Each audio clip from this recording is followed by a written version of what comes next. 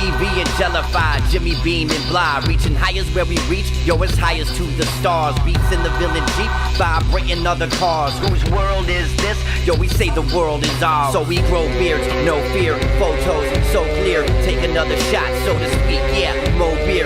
BV worldwide, put a fist to the sky. Cheers, cheers, New Year's, dope rhyme, good vibes. My crew speaks power, Chi-Town bleeds power. Knowledge, wisdom, and truth in the final hour. Respect, loyalty, family, charity speaks power. Bearded Villains, brotherhood speaks honor. Forwards and onwards, stay villain to the end. I will never shave again because my beard is not a trend. I represent excellence, leadership, and never follow. I'm a BBC member, yo, Lieutenant of Chicago. One brotherhood, one ship. Stay bearded, stay villain. One brotherhood, one ship. Stay bearded, stay villain. It's BV, it's BV, BV, it's BV, it's BV, it's BV, it's BV, it's BV. Yo, all I see. Hello and welcome. It is Friday night. It is July 24th. And you are listening to the Heart of a Villain podcast on YouTube and on whatever podcast platform you might be listening to in audio form. Again, this is Friday night. It's July 24th, and you are here for episode 41. We have made it to 41 episodes, and I know each week I make some comment about, I can't believe we've made it this far, but wow.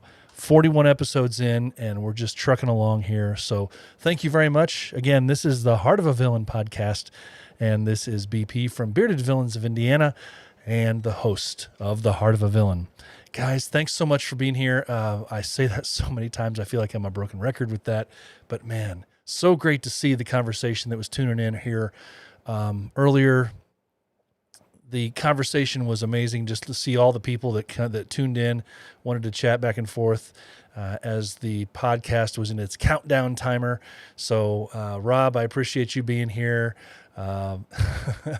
We even had one of our we had our guest interviewee of honor coming in. He was checking out. Douglas is here. Man, Kevin in the house. I'm going to scroll right through some of these. Sook is here, or at least was. Hopefully, still here. Scott. Hillbilly, of course. Jay was here. He's listening on his regular TV now, checking things out as I go through these. Gator, always a great supporter of the podcast. Always great to see him in here. Joker, of course. See if I'm missing anybody here. Josh. Man, guys, thanks so much for being here. It means a lot to me that you're here spending your Friday night, just a little bit of your Friday night anyway, with me and the podcast. We're like I said, we're trucking along here, 41 episodes in. And of course, we can't forget Chris. Man, this episode 41 is going to be a good one because of the gentleman that we have here to listen to tonight as our interview guest. And I'll get into that in just a second. But I want to say a quick shout out and congratulations to all of the guys that have gone and done some sort of a rank up to either villain, scout, loyals, or elite over the last week or so. I know we've had a ton of those come through. One of the great supporters of this podcast, Puzzle Man, Mr. Hector down in Orlando. He was. I want to give him a quick shout out for getting loyals this week. It's always great to see good men getting good things, and they don't come much better than that gentleman right there. Again, guys, thanks for being here. Remember if you are here on the YouTube channel, make sure you like and subscribe the podcast, the channel, so that you get all the alerts and all that good stuff when new videos are released. And as we're starting to open back up, and I'm starting to be able to go to events as things come up, I'll be producing some more videos related to the Bearded Villains. There's one that I want to do a new version of with the help of a whole bunch of my Bearded Villain brothers coming up in the coming months. That is basically a introduction to what the Bearded Villains are. I have one of those videos out there on this channel right now, but I want to do a new version of that. That one dude, how you doing, buddy? He's a new one. We'll bring him in here. Look at that. I'm not sure how we're supposed to pronounce that with the 3 in the middle, but he's a new one. Supporter salute. Good to see you, buddy. Good to see you. I want to tease something real quick because those of you who are watching are going to be able to take advantage of this. Those of you who are listening later on a major podcast platform, you won't get the full gist of this, but you'll be able to see it at a later date. I am going to tease a couple of merch items that I do at least have photos of that I can show you that are coming down the pike. As I said earlier in the week, or actually last week, I have unofficially, for the time being, at least for the next couple of months anyway, have retired the original podcast shirts. The ones that had ordered it through this past week are going to be getting that version. Excuse me. But everybody else from here on out, you're going to have to wait to get that shirt again. New shirt will be coming out here soon, and I'll show that to you here in a little bit. Make you hang around a little bit till after our interview guest, who is Baby Glock. Those of you who know him, you know him by one of many different names. Baby Glock, Brian, Glock, and those of you who've known him for a long time probably have other names that you refer to him by as well. But man, what can I say about this guy? There are, it's hard to come up with descriptions that other guys haven't already said about him. As he would say himself, his book has many chapters, and the largest of which of those chapters would probably be one dedicated to charity. His heart for others, it just cannot be measured. He's an inspiration to many because of his works both within and outside of the BV community. So Brian Hickey, Baby Glock, he's going to be our interview guest, and I'm going to bring him in pretty quick here because it's a longer interview. It's a little bit longer than one of our normal interviews have been in the past. But when you get somebody talking and you're talking about some really good stuff and you're just going with the flow, I don't want to cut it off. And it was a great interview. He talks a lot about his experiences. For those of you who don't know, he has been around since the beginning of Bearded Villains, and he has seen just about anything that you could possibly have seen in the Bearded Villain community. So real quick, I'm just going to go ahead and just light it up, guys. I know you guys have been waiting a long time. We have a bunch of people that are here specifically to hear from Baby Glock.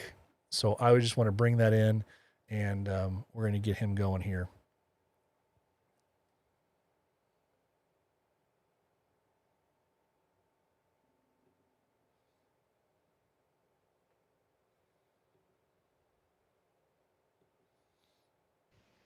Today I'm speaking with Brian Hickey. He goes by Brian, he goes by Hickey, he goes by B, he goes by Glock, he goes by Baby Glock. There's really not many names he doesn't go by. He's from the Bearded Villains of Tampa Bay and all over the world, it seems. Please help me welcome Baby Glock, Glock B, whatever you want to call him. What's up, man? How you doing? What's up, brother? How you doing, bro? Oh, man.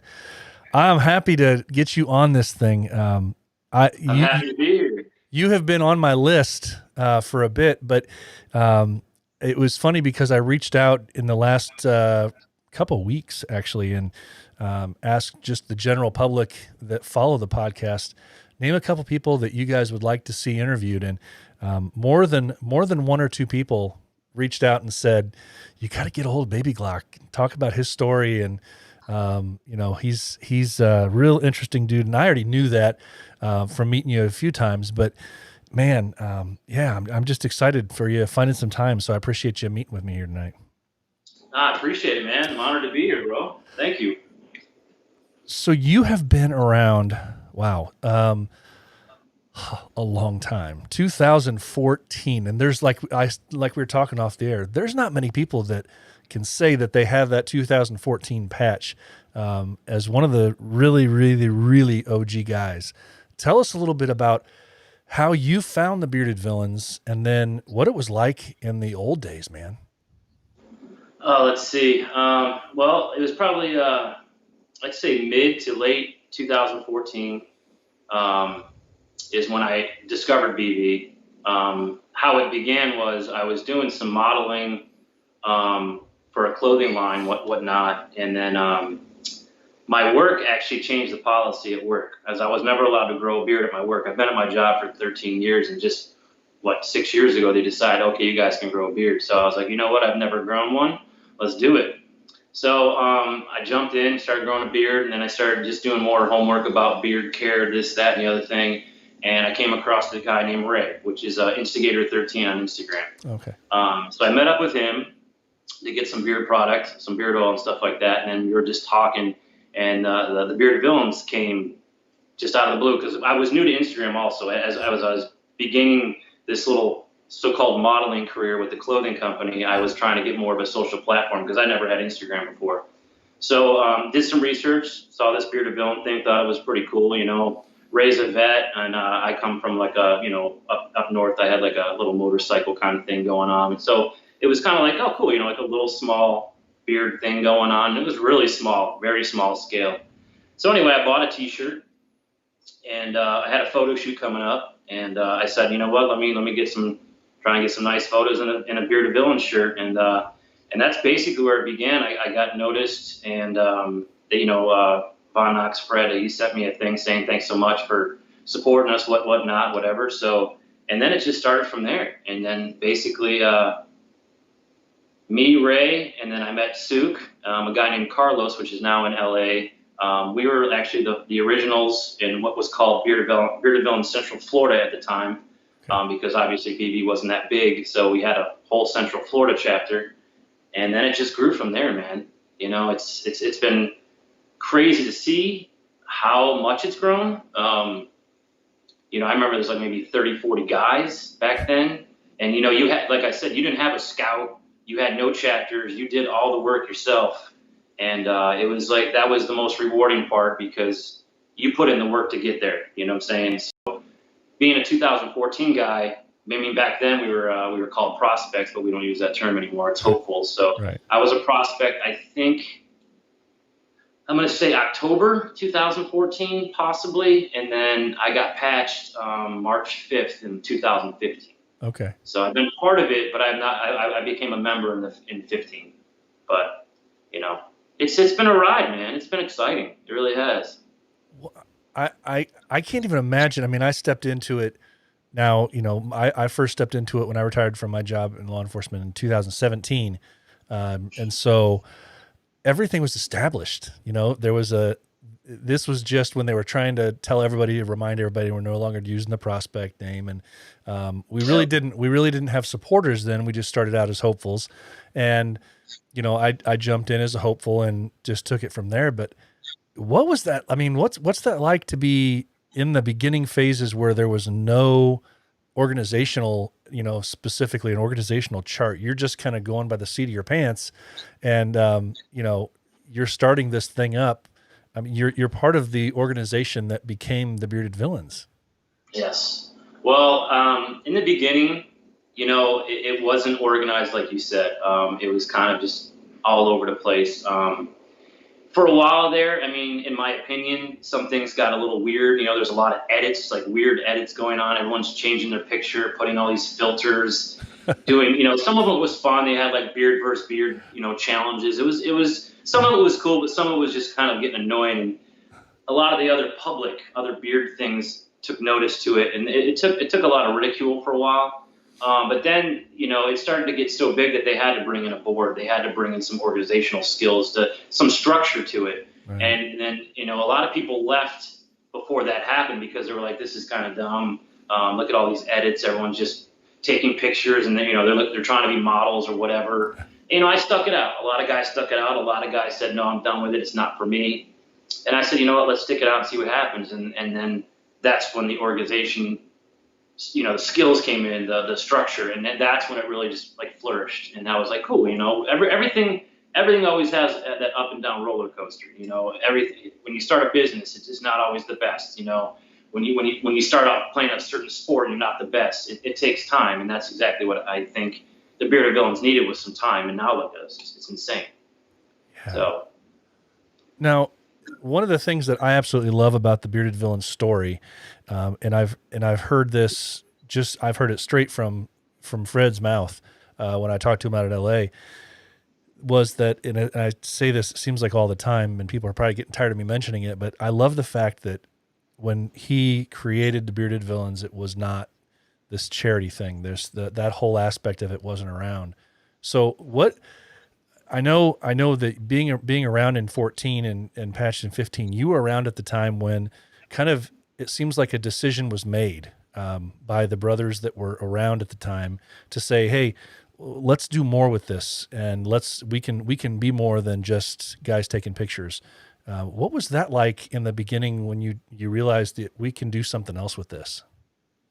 Well, I think this is my own thing. I don't know if Fred Von Knox knew how big it was going to get. Right. So in the beginning, when there wasn't charity, a lot of guys liked it that way because they were looking for more of the camaraderie, the brother just hanging out, having a cold drink, having a little barbecue, doing some fun things. Mm-hmm. But then it got so big, and then charity came part of it. And in my own words, I love charity. I've always liked charity, and some guys didn't want to do all charity. They were like, okay, it wasn't started with charity, so why are we all focused on charity? I was like, you know what? We don't have to do the charity all the time. It's not something we have to do every week. It doesn't have to be a charity event every month. We can do 1 or 2 a year. There you go. That's what you do. And that's what we decided here in Florida, in Tampa Bay, that we'll do like 1 or 2 a year. Let's not just focus all on the charity. But if you guys want to do charity on the side, which I totally encourage people to do, it's just you don't have to have your brothers or your chapter with you. You can step outside the box and do the charity yourself. And that's kind of the road I took. Because I have a lot of charities that mean stuff to me that maybe my brothers and they're not into. So that's fine. I had no problem with that. The charity thing was, like I said, it was frowned upon by some, I think. In my opinion, some guys were like, we're a beard club. Why do we have to do charity? I was kind of like on the fence. I was like, charity, yes. Brotherhood, yes. We can do both. And and then it just grew. I mean, there's guys doing so much. Miami, the guys over in Argentina. It's impressive to see what some of these guys are doing now, and I applaud them. I wish I had the time to do more myself. Obviously, with the COVID right now, we can't get together like we used to. We've missed out the World Meet. We've missed out, a lot of stuff. So I still try to do charity myself. And that's what I encourage people to do is like, you don't need your brothers or your chapter to do it yourself. Just go find something and do it yourself. If they want to join, perfect. But I like the charity aspect of it because we're that big now where we can make a difference. Yeah. If it was like, 100 guys, okay, cool. But now you have thousands and with the numbers, you just get more done. So I love where it's gone with the charity. In the beginning, like I said, I was kind of on the fence. Let's do charity. Let's hang out. But now it's like, you know what? Let's just do charity. Let's hang out, do both. Yeah. Yeah. So, I love that. It was the thing that drew me in to the Bearded Villains because I think I've always been one of those, people that wanted to give back. And when it was approached to me, when I inquired about what the Bearded Villains were back in 2017, it was approached to me as it's a beard club first and foremost, but we're all about doing better for ourselves, for our brothers, and for other people. And that aspect of having a brotherhood that actually gives back to the community, I loved. And I know that's been one of the things that has driven me since the beginning. So to you guys that have been around, and there's not many of you that have been, like I say, around that long and still here. So to those of you guys who have fought from the beginning and created, the club that we know today, congratulations and kudos to you for sure.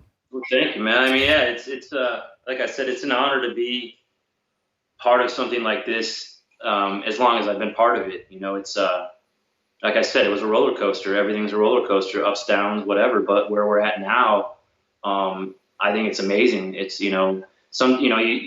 things happen. You got to work more. You got family issues, health issues. So I don't get to see my brothers as much as I used to. But I always make it a point to try to make it to the world meets and the bigger meets, where the more guys are going to be. That's what drives me. That's why I'm not going nowhere. I absolutely love that. I look forward to that every year. You talk to guys on social media, on the line chat or Instagram or whatever, and you talk to this guy for a year and he lives over in France, and then you're shaking hands with him and hugging him and having a beer with him. And that's that's just awesome to me. I love that aspect of this brotherhood. I love it. Yeah. And the fact that you can go anywhere, basically anywhere in the world, and make a phone call or put something in the chat and say, hey man, I need somewhere to crash tonight. And basically you're going to have somewhere to crash. Yeah. You're going to have someone to go have a beer with. It kind of like, it amazes me. It really amazes me knowing that I can make a phone call and say, hey, I'm coming in this state, this city, this town. What's up? Hey man, sleep on my couch. Yep. Cool, man. That's awesome. I love that. Yeah. Yeah. That's definitely Yeah. a big plus for sure. I know that you have been involved. We talk about charity within the club, but charity also on your own. And I think that's a really cool, it's a really cool part of what you are as a man, because it's kind of I think it shows other people that everything doesn't have to be about the club, that everything you do, like you said earlier. And it's, I don't want to say, well, maybe it is. Maybe it's a little bit rare because we get so inundated with our club so that we kind of create this bubble, and it's the bearded villain life or family life, or usually not too much personal life outside of the club life.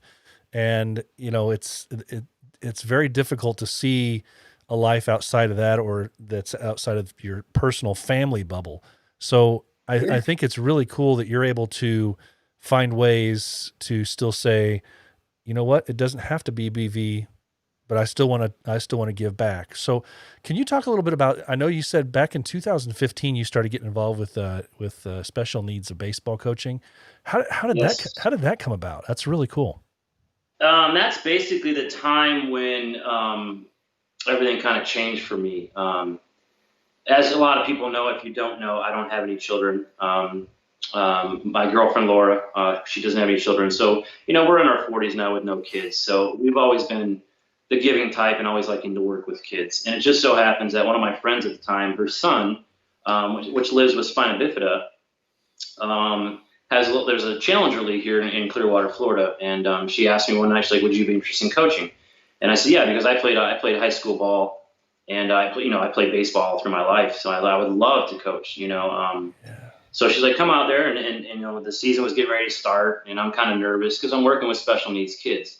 Which it's not. A lot of people are kind of, I wouldn't say frightened or uncomfortable. It's just the not knowing how to react to certain things, because it was basically all sides of the spectrum. With this Challenger League, we had kids with Down syndrome, very very high intensity autism, low intensity autism, kids in wheelchairs, kids are just hyperactive. So me going out on that baseball field for the first time, I was beyond nervous because I didn't want to offend a parent, or you know what I'm saying. You don't want to back up. It was a learning experience. So anyway, basically, she asked me to get involved, and I did, and I loved it. Pardon me. The first day I stepped on that ball field, that was it for me. I was like, this is what I need to do. I love it. And as the year went on, we're the first ones to the field, the last ones to leave, and we lived the farthest from them. So I would stay after and help kids hit, whatever. And it was just there's so many pictures and moments that I have when I coached baseball, because I did it for 3 years. Yeah. And unfortunately, in 2018, it was just time to move on to something a little different. We moved away, so it was a lot farther. And a lot of the kids that I grew up with, I watched them grow up or not playing anymore. So we decided to take a break from it. But working with those kids and seeing how intelligent and seeing how happy everything, everybody takes things for granted, and this kid hitting the ball and it only goes 2 feet in front of him, and he looks like he just won the lotto. And you feed off of that. You're like, oh my God, that's what life should be like. Yeah. That little ball that rolled 2 feet, which is in a foul territory, but he doesn't know that. But we cheered him on, and I had so many little, connections with certain kids. Just, I would see him, and we had high fives and knuckle bumps and all that, and it was just, they called me Coach B. Yeah. And it was just a very, very amazing time for me, and that's what opened up my eyes to doing more charity work, or volunteering, I should say, for special needs, because as a kid, I'm going to say this, and I got bullied and I was a bullier. I was both. And I look back and like, you know what, I was never a physical bully. I was verbal. And I look back and I wish I could apologize to all those people that I did verbally bully. Not, nothing crazy, but these kids get bullied on a daily basis, and some of the stories that their parents told me what these kids do to these kids physically. Oh, no. I was blown away. I'm like, I wish I had more money. I wish I had more time. I wish I could do more to start a nonprofit here, a nonprofit there, like, against bullying, whatever. And so those kids, an hour and a half, 2 hours a week, they were free on that baseball field. And you could see it. You could just see the light in their eyes. It was just amazing. And me and my girlfriend, Laura, we were both coaches. And the second year I got, the guy that was head coach manager left. So I got bumped up to be the head coach and manager. And I took on a lot more responsibility. And it was life-changing, man. That's basically what changed me personally, inside and out, to wanting to do more. Not just for special needs, but for anybody. The little shy kid right here that's getting bullied. I don't like that. Everyone deserves the same chances, everything. No one needs to get bullied. I can't stand bullies. I really can't. Some of the things I like watching the most on YouTube is when the bullies fight back and they beat the crap out of the person. I love that. I'll watch that on repeat. So that's basically the baseball started what I do now, and I wish I could do more right now, but my job's kind of demanding. I work weird hours. That's why we're doing this interview this late at night. But yeah, that's basically where it started for me. And then from there, I just had small opportunities here and there to do something, on my own, not necessarily with the club. I did a couple things for autism. And then basically the thing that kind of changed me completely, like 360, is when Puzzle Man, Hector, autism, as many know, and the skate park in Tampa is not too far from me, which is a famous skate park. And people obviously know I'm sitting on my ramp right now. Yeah. I lived in Florida for 23 years, and I was a skateboarder, almost pro when I was a kid. Wow. Just local pro for the shop, And when I moved here when I was 18, I had to get a job, and I was throw the skateboard away. It was done.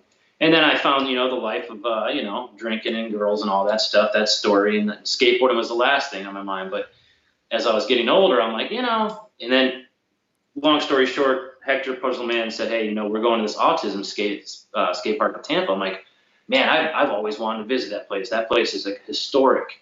Wow. And he's like, well, come on out. He's like, you can help out with the kids, whatever. And I went out there and I walked through those doors of that skate park, and then I was helping kids with autism learn how to skateboard. And that's exactly what I needed at that time. I was like, you know what? I'm not too old. I'm going to start skateboarding again. And that's where that came from. But Hector Puzzle Man, thank you, bro, because that day changed my life, man. It really did. I'm so thankful for that day. I really am. It's so funny to hear you. I mean, I love stories like that when there's something that happens so unexpectedly in your life that will turn your whole life on its end, and it brings a whole new perspective to things. Those are the kind of life-changing things that we need to experience, I think, to grow and to be better men. So that is such a cool thing. So is that how you kind of you found skating again because of that, right? You said. Yeah, I mean, it's always been there. Skateboarding's always been on the back of my mind. It's like, I'll watch a video here like that. If I'm at the, at Walgreens, I'll pick up a Thrasher or something to look through, and you just reminisce. You're like, man, that was 20-some years ago. And then I'm like, wonder what I could do now, So I got a skateboard that day at the autism skate. I said, I'm leaving with a skateboard. And I did. And that night, Laura, we went out and I started skateboarding, and that's all she wrote. And I'm 43 now. I'm skateboarding. 43 is not old by any means, but my body's been through hell. It's been through the ringer a couple times with work and in car accidents, motorcycle accidents, and so I was like, can my body even handle this? And it did, to a point. I love icy hot. I love Epsom salt baths now. So I'm not doing things I could do when I was a kid. Like, I see a 4 stair and I used to just go right off of that. Now when I see a 4 stair, it looks like it's 16 stairs and I go the other way. Oh yeah. But it helped me quit smoking. Obviously, I'm a little vape. I quit smoking. I don't drink much alcohol anymore. I'm having a beer here. It's just trying to relax. But I got healthier, and it cleared my mind. It really did. Skateboarding has really, it's just helped me deal with stress. I have an anxiety and depression issue. I don't talk much about, but it's really pushed me from that. And that's why I always tag "Thank you skateboarding" when I post a picture, because honestly, thank you skateboarding. Yeah. That's amazing. That's amazing. I love that story, and that's so cool. And I love the fact that you're able to pick something up from your youth, as we say, your youth, but something you loved, and you're able to pick it back up today, and still enjoy it, even if you're not as skilled at it as you once were. But that comes with age, and I'm actually pretty surprised on some of the stuff I can still do. Yeah. I don't have the ups anymore. I used to have a nice little vertical, but that's pretty much gone. So I try to stick to the low things, the little curves and my little ramps. So, but it's definitely it takes a toll on you. I'll skate all day Saturday and Sunday. I'm either floating in the pool or I'm in bed. So yeah. Don't get it wrong. It's not easy anymore. No, well, and what's funny, I've never been one to skateboard. I grew up on an ice rink playing hockey, but I got a skateboard for Christmas one year, but it wasn't one of the good skateboards. It was one of those real narrow, short skateboard things that like are your Walmart, Walmart, Kmart skateboard things. And, it was probably something that I might've asked for. But my dad got it for me, or, Santa.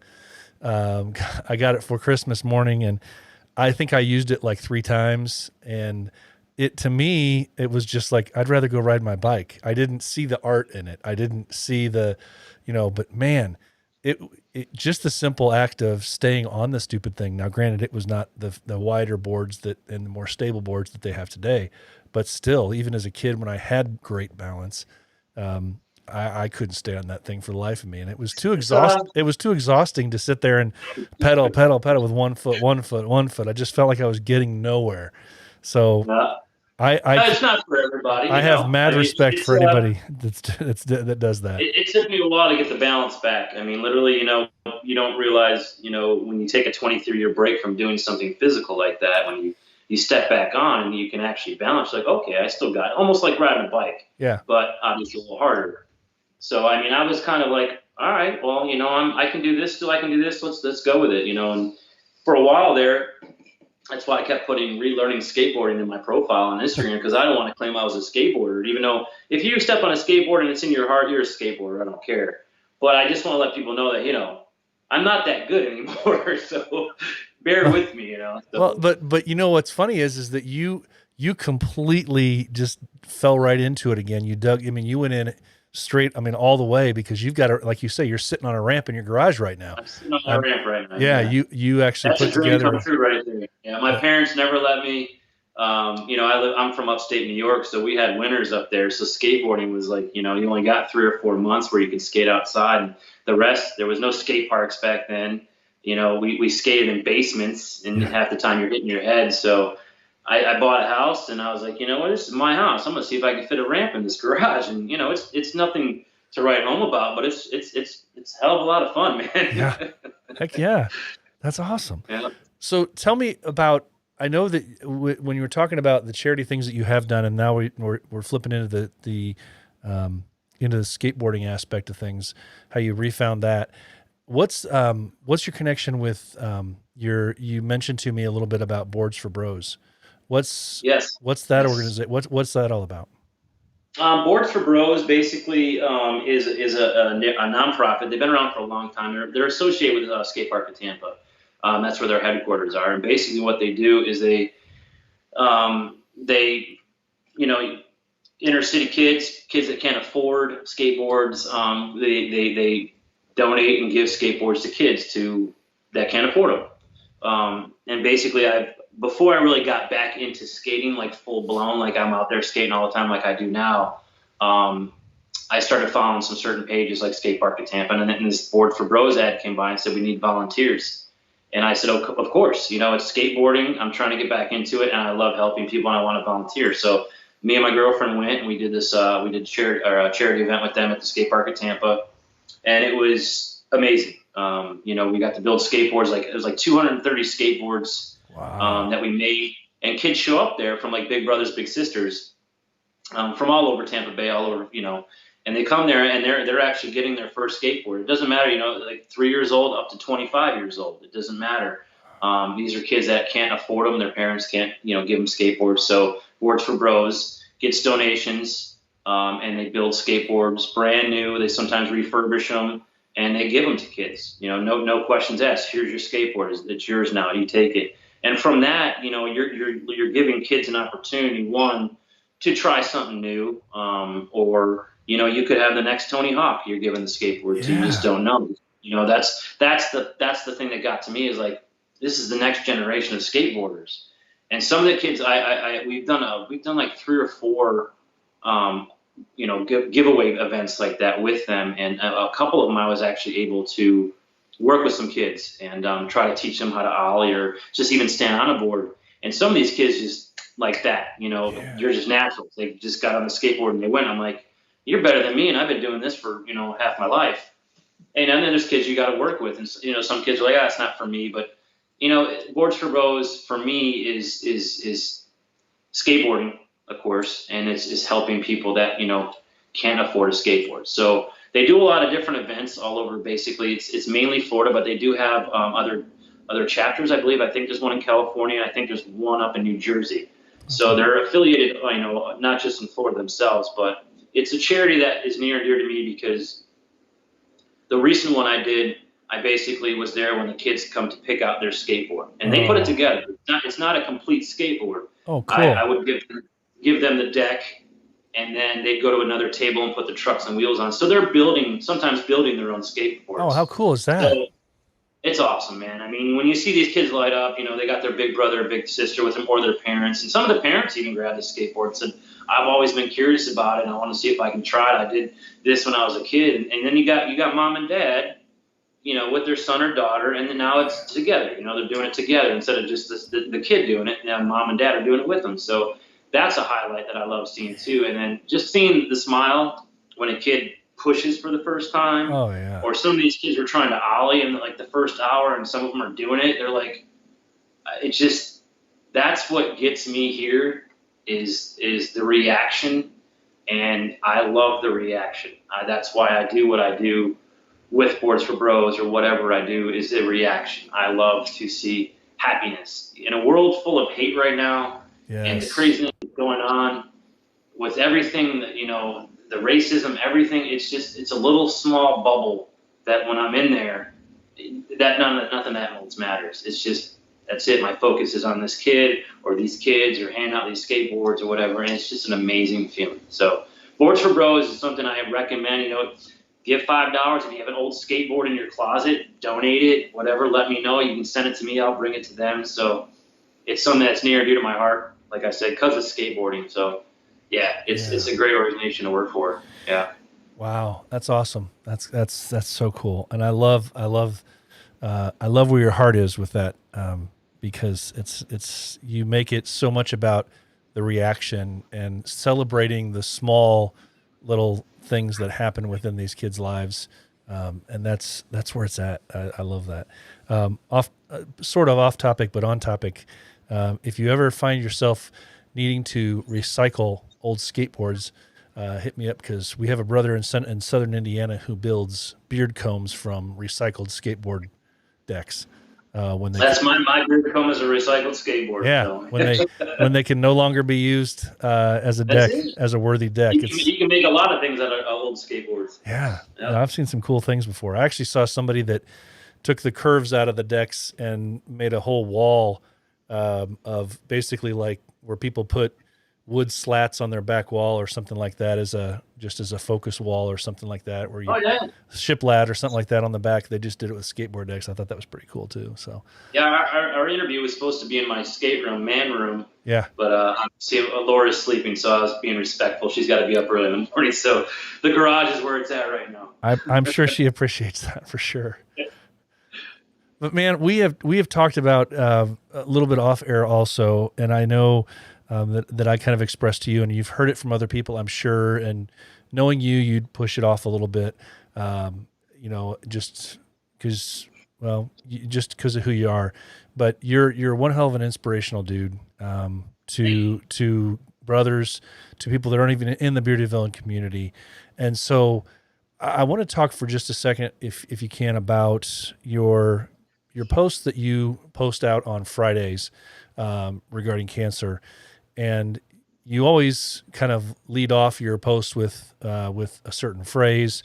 When you've done your videos talking about life and wishing well upon others, there's always a phrase that you end things with. But can you talk for a second about these Friday posts that you do, and your connection to why you have gone forward with all that? Well, I have a couple phrases. A lot of people know that I say every day is a gift. A lot. I basically hashtag it wherever I can. I say it numerous times a day because truthfully, it is a gift. Everybody's lost somebody, everybody, regardless if it's, cancer related or, an unfortunate accident. Everybody in this world loses people. And sometimes it's like that. You wake up in the morning, you're driving to work, and it just things happen. So I try to, pardon this, the Ram. I try to express, and I know everyone thinks it. Everyone, every day is truly a gift. You could be in the shower tomorrow, slip hit your head, and you're done. It's little things that I wish. I just believe every day is a gift, and I say it because it truly is. We don't even have to be here, for God's sakes, man. I just wish more people that are full of hate and everything just realize that, hey, man, we're here. It's a gift. That's every day is a gift. But that was a little off topic. But yeah, no, that was right on. Yeah, it truly is, man. But Fridays, a long time ago, my dad got diagnosed with cancer. He went in for a hernia surgery, and he got diagnosed with stage 3 colon cancer. And that was kind of like, kind of a shock because my dad's really healthy. Pardon me. And so that was kind of like a little bit of a wake-up call. He's young, he's healthy, he's got cancer now, stage 3, whatever. And not too long after that, my mom calls me. Me and Laura actually at the skate shop getting a skateboard, and my mom calls me and says, I got something to talk to you about. And I kind of had a feeling. It's just kind of, I don't know why, but then she said basically she had cancer.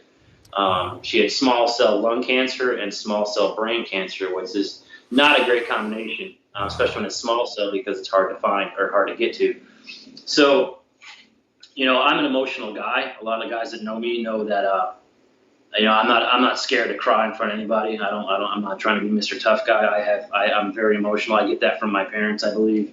Right. So I take things very to heart, and I cried a lot that day. And I was just like, I need something to like kind of let it out, man. Like kind of like, let's get some people together and just basically, so I started, pardon my French, but fuck you Cancer Fridays. Because honestly, what other word do you think of when you think of cancer?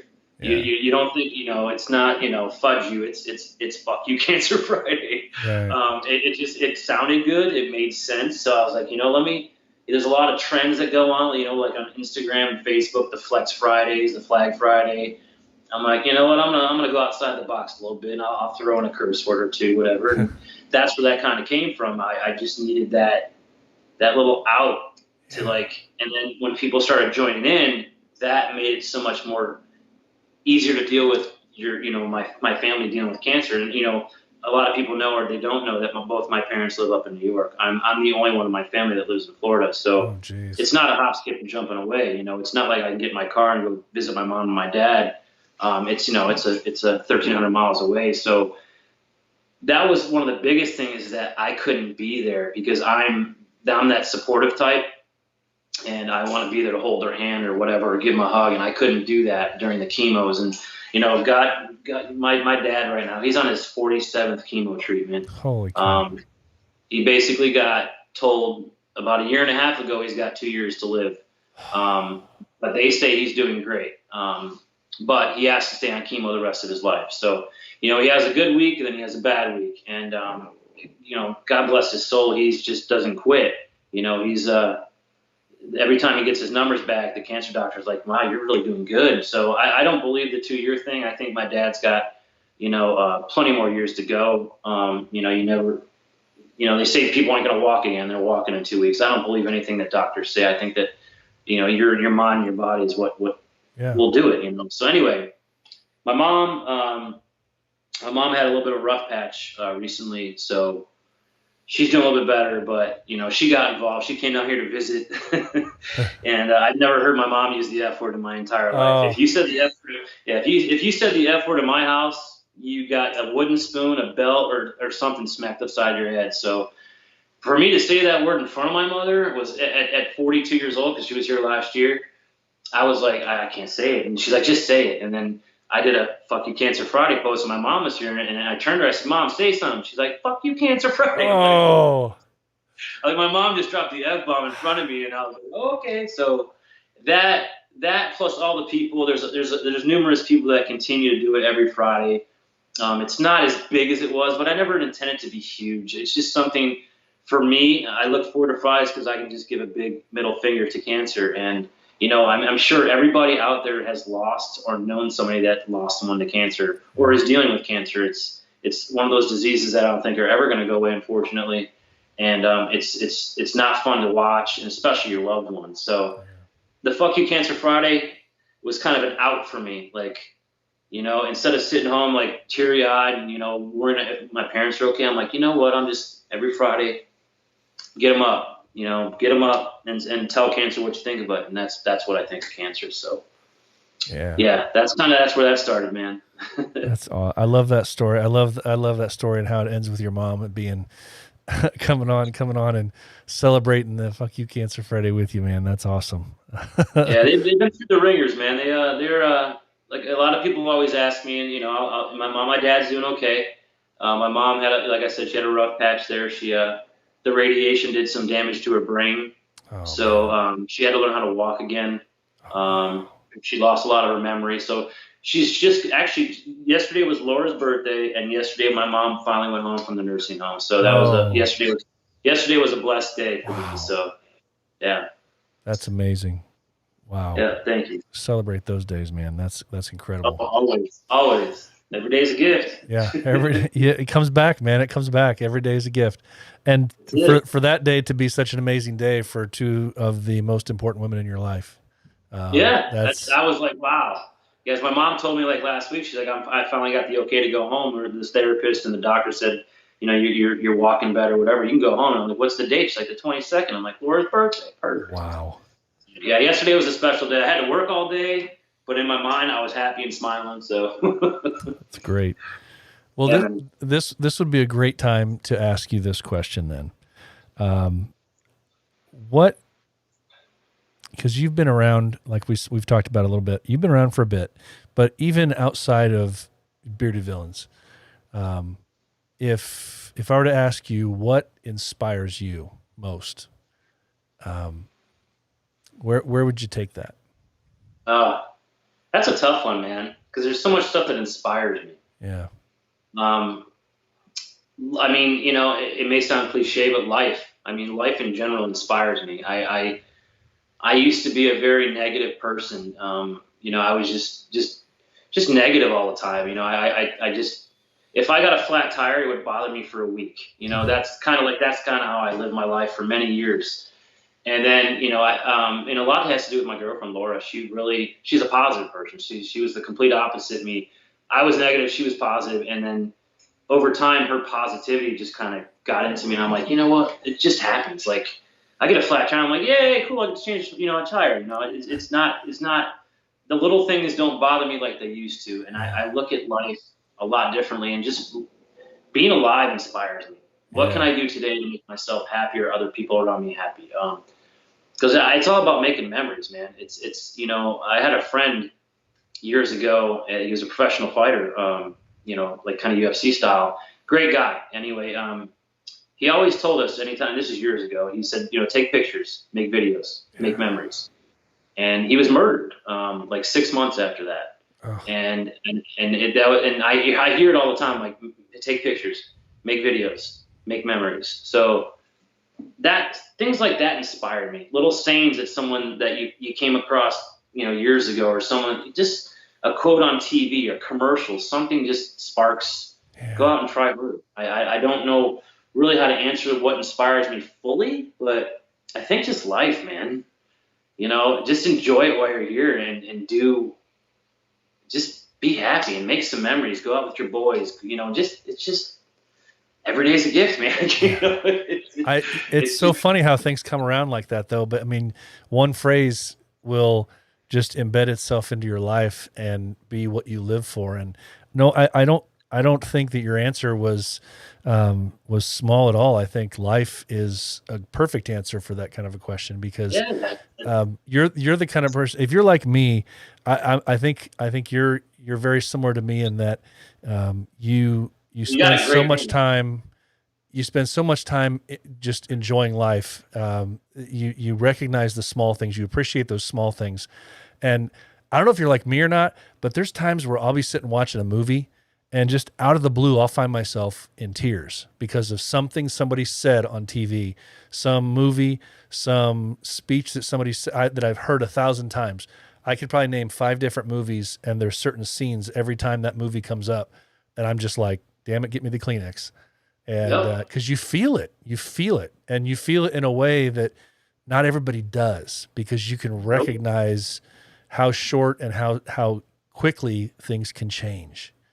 So yeah, don't get me wrong. I have my days. You know, I work at a job. I've been there a long time. It's, you know, it's a job. I mean, it's not something it pays the bills.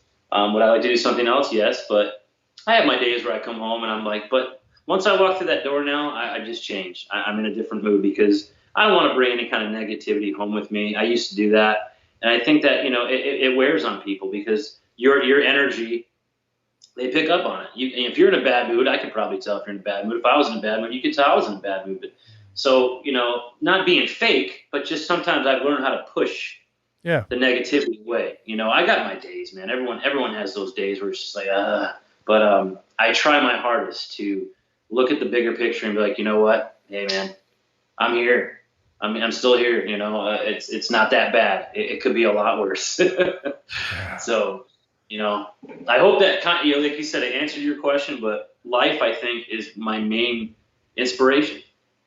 I really do. I think that's, it should be everyone's inspiration to live and be happy and enjoy the time while you're here. Absolutely. You know? Where else can you take that, man? I think that's so well said. Yeah, absolutely. Well, let me finish off with just this one question for you, because you have been around for some time within the BV circles, and you've experienced a lot. You've seen a lot. You've seen a lot of good. You've seen a lot of bad. If you were to be asked by somebody that came in that's just starting out their journey as a supporter within the Bearded Villains, what kind of advice would you give to these guys? Because I hear different answers from different guys, and it varies based on what experiences you guys have had. But I always like to ask the guys that, especially the ones that have been around for as long as you have, that have seen what you've seen, what kind of advice would you give to guys that have come in and their best foot forward and they want to be about the Bearded Villains? What would you say to them? That's a really good question. I mean, you know, like going back to what I said earlier, you know, Bearded Villains in the beginning was like kind of a roller coaster ride. And at one point I saw, and I know I'm speaking for many people when I say this, I believe that a lot of guys were in a hurry to get this patch. And my advice to everybody, and I don't see it as much as I used to, is be patient. You know, things come, and, you know, it's, you know, I've been awarded the Beard of Mayhem patch, which was a super humbling experience for me. I woke up one day and I was tagged and all this. It was just, I'll remember that day till the day I die. I was not expecting that, and to be nominated by my peers, Yeah. Was the biggest thing for me. You know, winning the Bearded Mayhem, a lot of guys are, you know, I don't see it as much anymore. Like I said, I made me repeat myself, but I used to see guys just try really hard to be, I want to get here, I want to get here, I want to get here, I want to get here, I want to get here. Man, just be happy with where you're at. Things come. If it doesn't, so what? You know, not everyone's fit to be a leader, and that's okay. That's completely okay. You know, just be yourself, be happy, and just enjoy the moment, man. You know, that's it. There's guys that have left that are probably, you know, kicking themselves in the ass because they left, because they didn't wait it out long enough, like, you know, with me and a couple other guys. We stuck it out because I saw down the road that I think this thing's going to change to be something big, and look what it is now. So my advice to guys coming in is just have fun, be patient, and enjoy it. You know, you got a family. I mean, you got a big family. I've met some amazing guys and gals over the years, and now I consider 100% family. You know, my door's open, their door's open. That's a rewarding feeling, knowing that, you know, me personally, and I appreciate it. I'm more of the humble type. You know, I wouldn't leave here and be like, oh my God, you know, I'm not that cocky type. I try not to be, and if I am, someone please let me know. But I hearing that I inspire people, and you know, off topic, a couple people have contacted me lately, and they started skateboarding again. Yep. And that right there gets me right here. That's it for me, man. You know, just be yourself. Don't be anybody that you're not. Don't be someone you're not. Don't try to just be yourself. That's it. I think that's it. No. I think the answer to your question to the new guys coming in is just be yourself and be patient. Yeah. And enjoy it. Enjoy the ride. You know, I have. It's been a long one, but I've enjoyed it. That's perfect. That's perfect. I think that's such a great place for us to just leave it. Be yourself, be patient, and every day's a gift. That's it, man. Always. Every day is a gift. Every day. B, I appreciate you, man. One of 44 men to currently hold the Bearded Mayhem patch. One of 44. That's an honor. I'm glad to have gotten you on here, man. Thanks so much for cranking out some time for me. I know it's late for you. You've had a long day, No, but I'm glad I got you. And I think this is going to be something that a lot of people will really take something away from. And I hope so. I hope so, man. Thanks for having me. I'm honored, man. It's great. Yeah. So I'm excited. I think this is going to be something that's going to, we could get some really great feedback and some good perspective, I think, on people. So, maybe Glock, B, Brian, Glock, whatever. I got many names. Yeah, the man of many names, man. Thanks so much for stopping in with me, and we'll talk to you soon. All right, man. Thanks, brother. All right, stay safe. Wow. It was a long interview, guys, I know, but so many gold nuggets in there.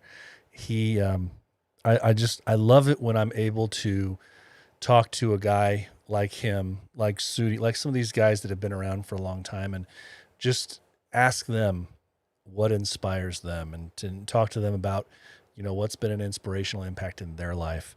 And so cool. He was live from his garage during that interview where he has his skateboard ramp.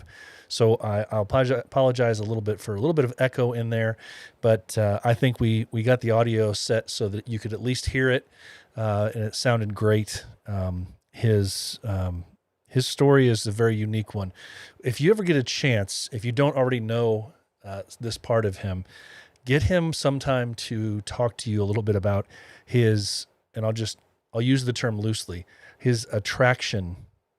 And for those of you not looking at this live, I just used air quotes, his attraction to lightning. He has more than one fun story about an attraction that he has with lightning. You just have to, if you don't know it already, you'll have to listen to him talk about it. But man, so much gold out of there. And I love it too, because we've talked in past about ripples. We've talked about different things that come into your life and ways that you're able to take something in your life, spread it out, and affect other people's lives. And how cool is it that one of the most poignant parts of that interview he talked about was take pictures, take videos, take pictures from a friend who was killed early in his life. And he pulled that away from him, and he learned that. And now he takes that on, and now he's able to give that to us as advice. Take pictures, guys. Take pictures every day, as he says all the time. Every day is a gift. Every day is a gift. So live your life. Live your life to the best of your ability. Special thanks again, Baby Glock.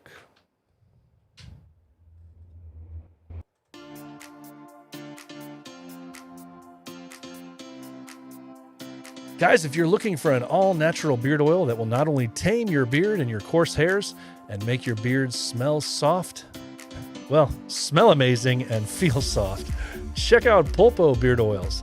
Veteran-owned and made for today's beards, Pulpo Beard Oils combine the best beard ingredients on the market with incredible customer care, customer service to ensure your happiness.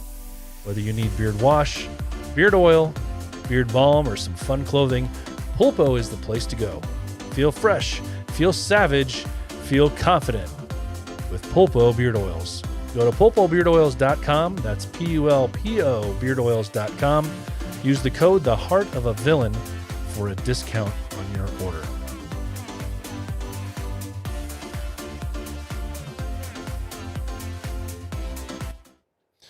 Okay, guys.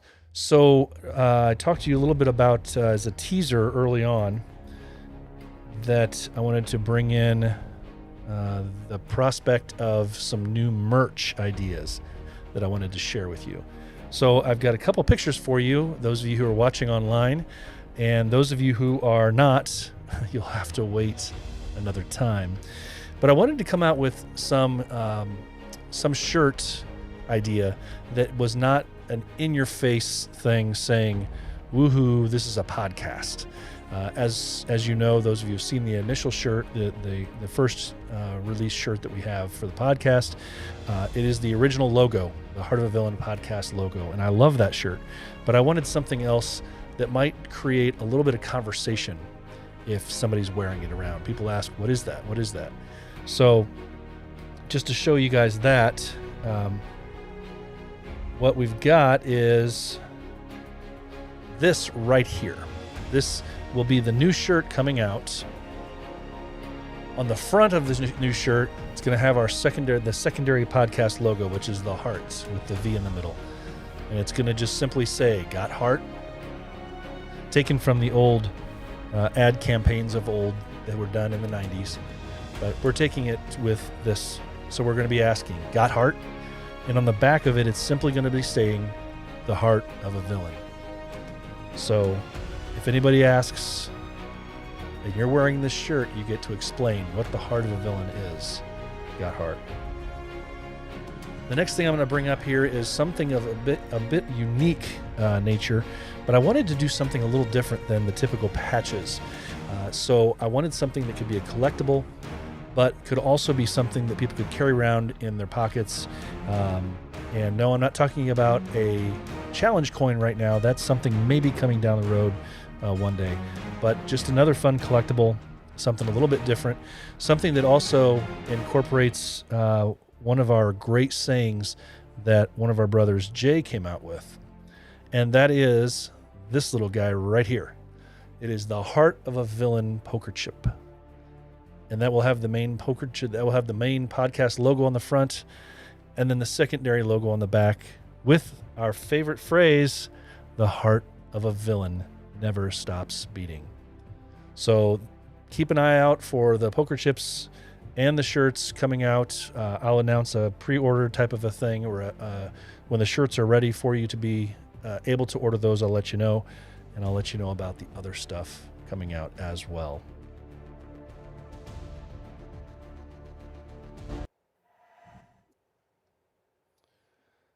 Okay, guys. Well, it is that time. We're going to bring this out, talk a little bit about our schedule of events. We do have some things, one thing that was canceled, so we're no longer going to be talking about that. But we do have a bunch of other stuff popping up on our radar for the podcast calendar of events. First up is August 14th through the 16th. The Bearded Villains of Idaho have their second annual flag shoot in downtown Idaho Falls. Hit up the Bearded Villains Idaho for further information on that. If you're not familiar, the Bearded Villains Idaho do something kind of cool with their flag shoot. They make it an event, and they make it an event that's available for people outside their chapter, supporters, brothers, anything that want to come. So it's a really cool thing. They did it for their inaugural flag shoot, and they're going to do it again. So their second annual flag shoot, Bearded Villains of Idaho, August 14th to the 16th. Then we go to August 22nd. Overseas, the Bearded Villains Welsh chapter has their summer barbecue. The Bearded Villains Welsh chapter has a summer barbecue on August 22nd. It's at Porthcurry Park. That's Park Road in Barrie at 12 p.m. Porthcurry Park, 12 p.m. Their summer barbecue, the BV Welsh chapter. Then September 11th to the 13th is the Four Corners meet in Cortez, Colorado, just for the brothers. No families, no supporters, it's just for the brothers. No families, no kids, none of that stuff. Just brothers. Brother time. September 11th through the 13th, the Four Corners meet, Cortez, Colorado. Then September 25th to the 27th, the Bearded Villains Missouri Valley have their second anniversary. That's going to be the beard comp with vendors, door prizes. There's a meet and greet at the Last Hotel's rooftop, 1501 Washington Avenue in St. Louis. Then the beard competition is from 1 to 5 at Four Hands Brewing Company at 1220 South 8th Street in St. Louis. There's also going to be a farewell brunch to be decided. September 25th to the 27th, the Bearded Villains Missouri Valley second anniversary beard comp. Then October 3rd is Battle of the Beards, hosted by the Bearded Villains of Southern Indiana. Battle of the Beards 2020 will be held October 3rd. It benefits the Gresham House. It's going to be hosted at the American Legion Post, number 44, 711 State Street in Newburgh, Indiana. Hit up our brothers, the Bearded Villains Southern Indiana, for Battle of the Beards, October 3rd. Then October 16th and 17th, we're still on par for the 4th Florida Summit in Pensacola Beach, Florida. Oh gosh, that's going to be a good time. Going to be a good time. I'm looking forward to it. October 16th and 17th, the 4th Florida Summit, Pensacola Beach, Florida. Then we have October 24th. We just listed it as a save a date kind of thing. October 24th, the Bearded Villains of Indiana, BVIN, has their 5th anniversary celebration. It's going to be in Indianapolis, Indiana. October 24th, details forthcoming. Just save the date because you're going to want to be there. It's going to be lots and lots of fun.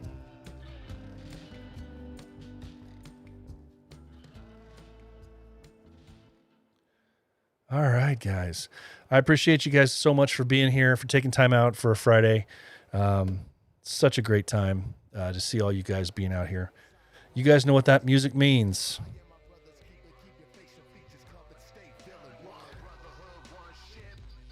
It means that'll wrap up episode 41 of The Heart of a Villain. Special thanks again to Glock, Baby Glock B, Brian, for being my interview guest and for giving such great information and being a great inspiration to our brothers.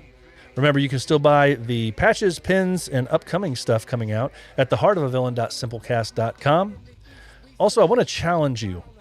Be the villain that the world needs you to be, guys. Be the villain the world needs you to be.